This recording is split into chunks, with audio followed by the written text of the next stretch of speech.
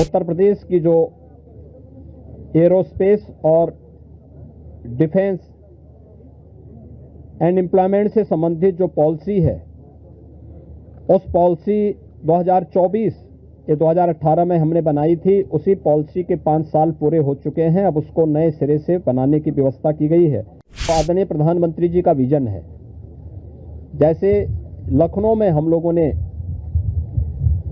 State capital region Lucknow और उसके आसपास के जनपदों को मिलाकर के एक डेवलपमेंट का प्लान बनाया है, ऐसे ही प्रयागराज और चित्रकूट को मिलाकर के एक डेवलपमेंट रीजन यहां पे हम डेवलप करेंगे। मुझे पूरा विश्वास है कि अगली बार जब कुंभ के साथ उत्तर प्रदेश जुड़ेगा तो इन सब इंफ्रास्ट्रक्चर का लाभ आने वाले श्रद्धालुओं को प्राप्त होगा। महाकुंभ में आए हुए सभी पूज्य संतों और सभी श्रद्धालुओं के साथ ही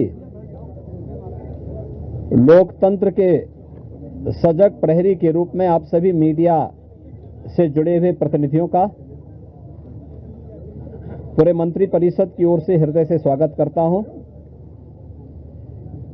महाकुंभ में पहली बार उत्तर प्रदेश का संपूर्ण मंत्री परिषद उपस्थित है। हमारे सहयोगी सभी मंत्रियों ने आज यहां पर बहुत सारे मुद्दों पर चर्चा की है। प्रदेश के विकास से जुड़े हुए जो नीतिगत निर्णय हैं, उन मुद्दों पर चर्चा हुई है।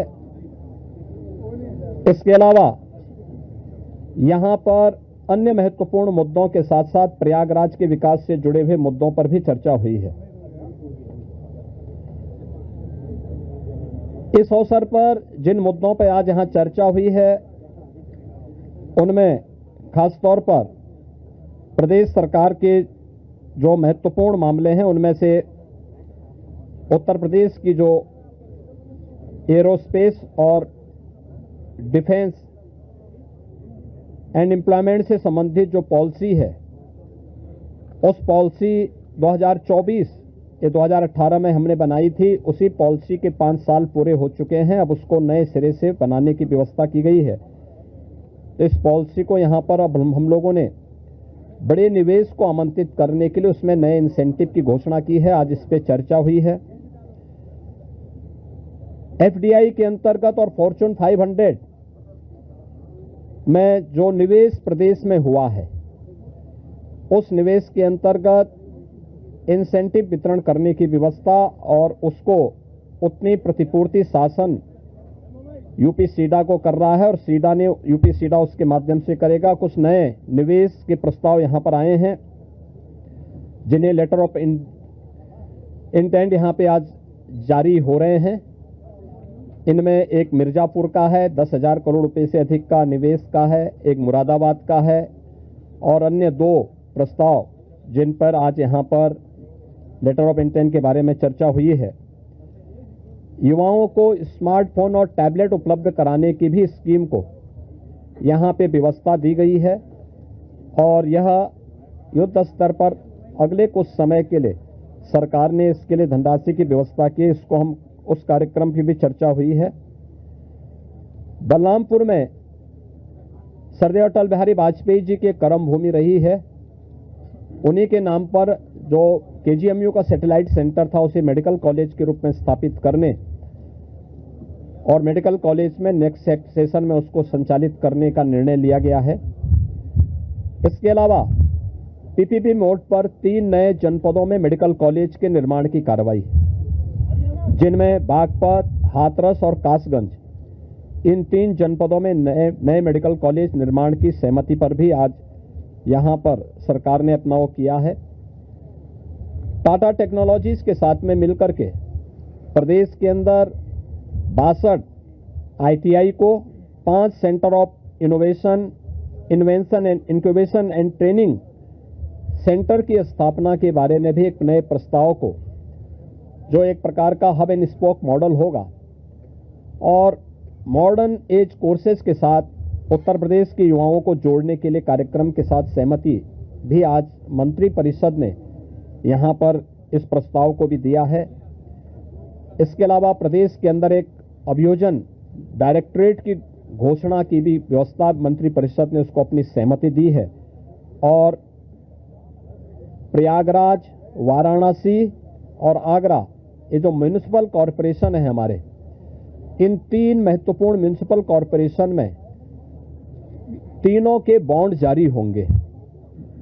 अब तक हमने लखनऊ और गाजियाबाद के बॉन्ड जारी किए थे, जिसके बहुत अच्छे रिजल्ट सामने आए हैं। यह म्युनिसिपल कॉरपोरेशन की ब्रांडिंग करने का, उसके विकास को आगे बढ़ाने का एक महत्वपूर्ण माध्यम होता है और एक नई दृष्टि मिलती है और एक पहचान मिलती है संबंधित कॉरपोरेशन को। यहां पर आप प्रयागराज के महत्व को आप देख रहे हैं। वैश्विक मंच पर इस समय हमारा प्रयागराज छाता हुआ दिखाई दे रहा है।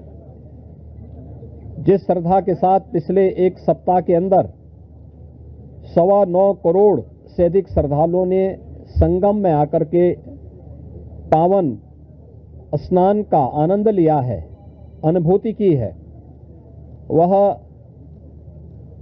यानी अविस्मरणीय है, अकल्पनीय है। तो प्रयागराज म्युनिसिपल कॉरपोरेशन प्रयागराज के लिए एक सुपर स्पेशलिटी हॉस्पिटल के लिए एक बॉन्ड जारी करने जा रहा है। ऐसे ही आगरा के लिए एक बॉन्ड जारी होने जा रहा है। वहां से संबंधित जो आवश्यकता है वहां का म्युनिसिपल कॉरपोरेशन जारी करेगा। और वाराणसी, काशी विश्वनाथ धाम आदरणीय प्रधानमंत्री जी की प्रेरणा से बनने के बाद काशी वैश्विक पटल पर छा रहा है। तो स्वाभाविक रूप से 3 म्युनिसिपल कॉरपोरेशन के बॉन्ड जारी करने की कार्रवाई को भी यहां पर आज घोषणा के साथ हम लोगों ने इसको जोड़ा है।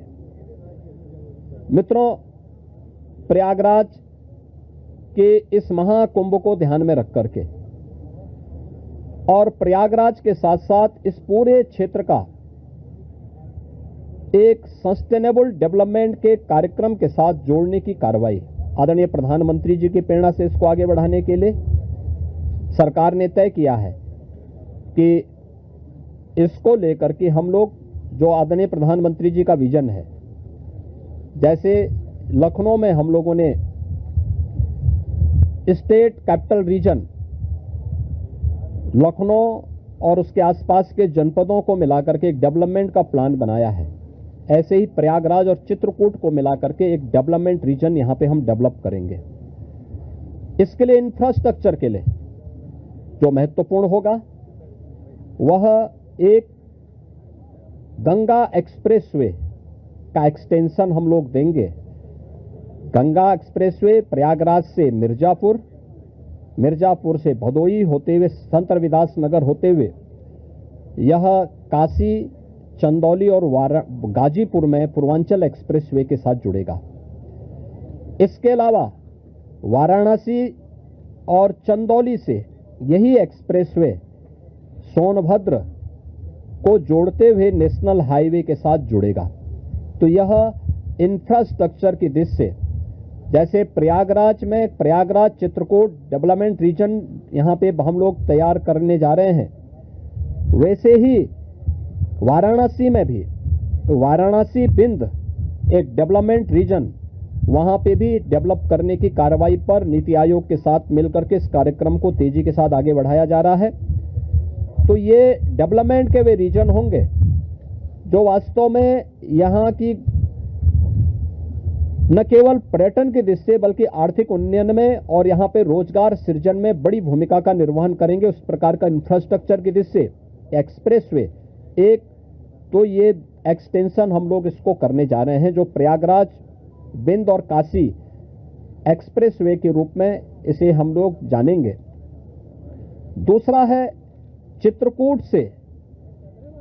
चित्रकूट और प्रयागराज के गंगा एक्सप्रेसवे को जोड़ने के लिए बुंदेलखंड एक्सप्रेसवे को गंगा एक्सप्रेसवे के साथ यहां पर भी जोड़ने की एक कार्रवाई को आगे बढ़ाना, जो चित्रकूट की दूरी को प्रयागराज के साथ जोड़ सके और रीवा हाईवे जो नेशनल हाईवे है, इस हाईवे को भी एक सुविधा इस एक्सप्रेसवे के साथ, गंगा एक्सप्रेसवे के साथ या फिर बुंदेलखंड एक्सप्रेसवे के साथ जुड़ने का एक अवसर प्राप्त होगा। तो ये 2 महत्वपूर्ण के साथ साथ प्रयागराज की अपनी आंतरिक चैलेंजेज हैं, ट्रैफिक के चैलेंजेज हैं, और इसमें हम लोगों ने अभी से यहाँ पर पहले आदरणीय प्रधानमंत्री जी की प्रेरणा से भारत सरकार के राष्ट्रीय राजमार्ग विभाग ने लखनऊ रायबरेली होते हुए प्रयागराज की दूरी को बहुत आसान किया है, जिसमें गंगा नदी पे एक 6 लेन का ब्रिज भी बन रहा है। इस समय हमने उसकी एक व्यवस्था स्टील ब्रिज दिया है इस पूरे महाकुंभ के दौरान, जो प्रॉपर रूप से कार्य कर रहा है, लेकिन वो नया ब्रिज भी समय रहते हुए कंप्लीट हो जाएगा। ऐसे ही अन्य कनेक्टिविटी के लिए यहां से मिर्जापुर, जौनपुर, वाराणसी, आजमगढ़, गोरखपुर की कनेक्टिविटी को बनाए रखने के लिए यहां पर जो मांग हो रही थी, प्रयागराज शहर की तरफ से सलौरी और हेतापट्टी के बीच में, झूसी के बीच में इस पूरे ब्रिज को बनाने की एक कार्रवाई को, 4 लेन के एक ब्रिज को सरकार इसको बनाएगी। दूसरा, रीवा की तरफ से और जो आपके अरेल की ओर से जो यहां पे प्रेशर है यमुना जी के ब्रिज पे, सिग्नेचर ब्रिज आज से 20 साल पहले बनकर के तैयार हुआ था। आज यहां पर उसकी दृष्टि से बहुत महत्वपूर्ण आवश्यकता यहां पर है कि उसके पैरेलल एक नया ब्रिज बने। तो सिग्नेचर ब्रिज के पैरेलल यमुना जी में भी एक नए ब्रिज को हम अपनी सहमति, कैबिनेट ने अपनी सहमति दी है कि हाँ, शास्त्री ब्रिज के पैरेलल तो हम उसके साथ कर ही रहे हैं और इसको भी हम उसके साथ जोड़ेंगे। तो ये महत्वपूर्ण घोषणाएं प्रयागराज के इंफ्रास्ट्रक्चर, यहां के सस्टेनेबल डेवलपमेंट की दृष्टि से, डेवलपमेंट और रोजगार की दृष्टि से, और आने वाले समय में यहां के नागरिकों के जीवन स्तर को और बेहतर बनाने की दिशा में जो आदरणीय प्रधानमंत्री जी की प्रेरणा है, उसको आगे बढ़ाने के लिए ये कुछ घोषणाएं आज यहां पर कैबिनेट ने जिस पे चर्चा की है, अपनी सैद्धांतिक सहमति दी है। और मुझे पूरा विश्वास है कि अगली बार जब कुंभ के साथ उत्तर प्रदेश जुड़ेगा तो इन सब इंफ्रास्ट्रक्चर का लाभ आने वाले श्रद्धालुओं को प्राप्त होगा।